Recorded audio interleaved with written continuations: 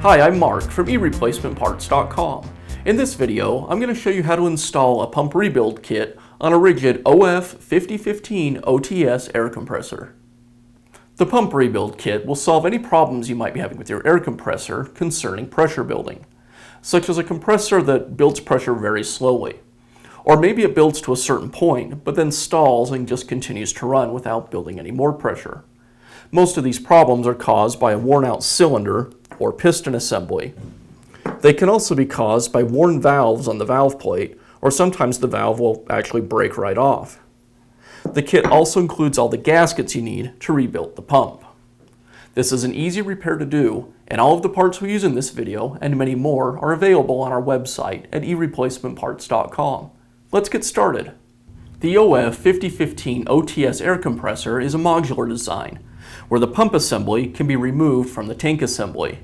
It'll be easier to work on if I go ahead and do that. So I'll disconnect the air hose, unlock the pump from the tank, and then I can just lift the pump away from the tanks.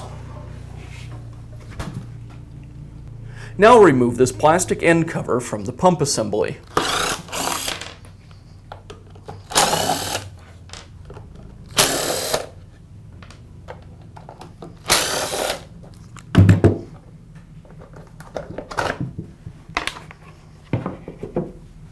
Next, I'll remove the cooling fan. You'll notice that there's a couple of mounting locations on the fan. They use this for different air compressors. I'm just going to mark the location that we're using so I remember which hole to use when we put it back together. I'll put a screwdriver through the other mounting hole and rotate the fan around until it binds up on the connecting rod.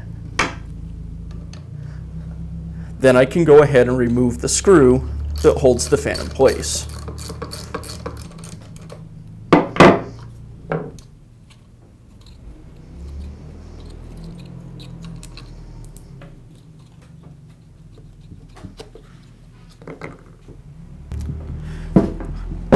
Now we'll go ahead and remove the tube that connects the pump to the tank.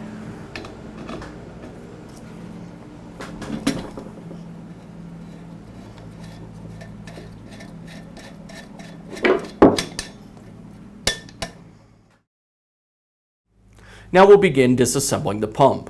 It's held together with 4 bolts. I'll go ahead and remove those.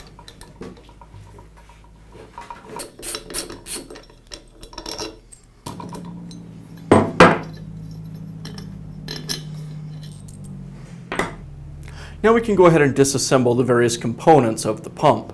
It's a good idea to make note or even take a picture as you do this, so you know how everything lines up when you go to put it back together.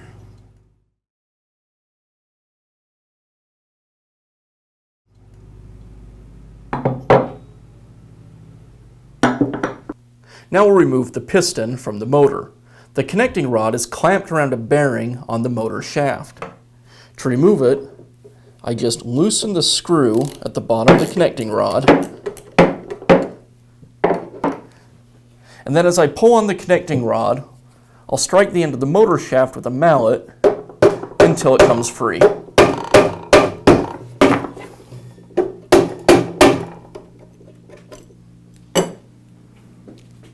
Sometimes the connecting rod can be a little stubborn, in which case you can insert a screwdriver into the slit at the base of the connecting rod, twisting the 2 halves of the connecting rod apart, and again strike the motor shaft with a mallet. Now we'll take a second and look at the components of our pump and figure out why our compressor wouldn't build pressure. First, I have the valve plate.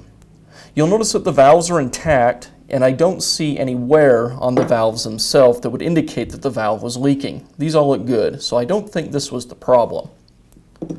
If we look at our piston and cylinder, the first thing I notice is the cylinder has lots of grooves on it. And if I rub a fingernail, I can actually catch the fingernail on those grooves. So I would suspect this was our problem. Simply the sill between the piston ring and the cylinder has worn out. You also see a lot of material that's been ground away. So I'm sure this is why our compressor wasn't building pressure anymore. Now we can begin installing our pump rebuild kit.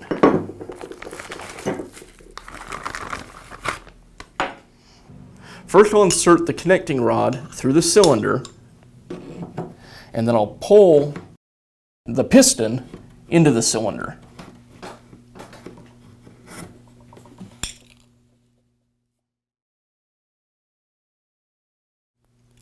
Now I'll install the 3 cylinder O-rings over the cylinder and up onto the flange, and then I can place this entire assembly into the compressor.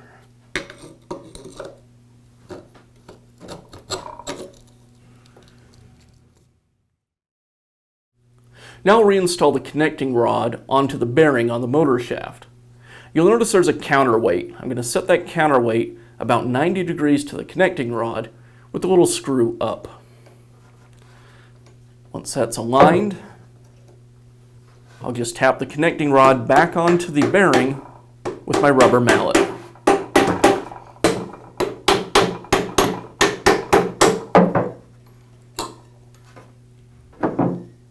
And then I'll snug that screw at the base of the connecting rod back up to the bearing.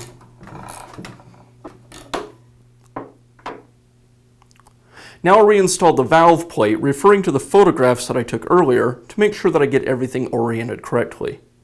First the lower gasket, then the valve plate, the head gasket, and the head.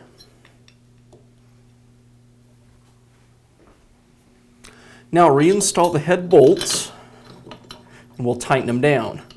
Unfortunately, Ridgid doesn't provide a torque spec for these bolts, so we'll go until they're just snug, but I will work in a crossing pattern so I tighten everything evenly. First I'll bring all the bolts to finger tight,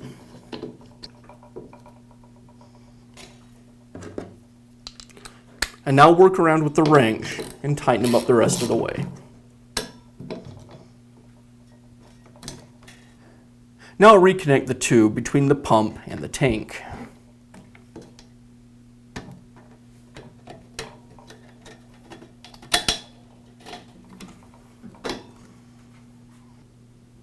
Now I'll reinstall the cooling fan. I want to make sure that the long side of the offset is towards the counterbalance.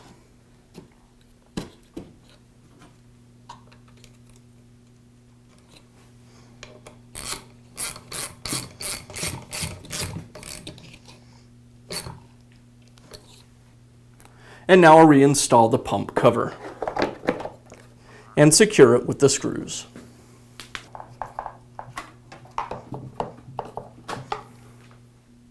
And we'll finish up by reinstalling the pump assembly back onto the tanks.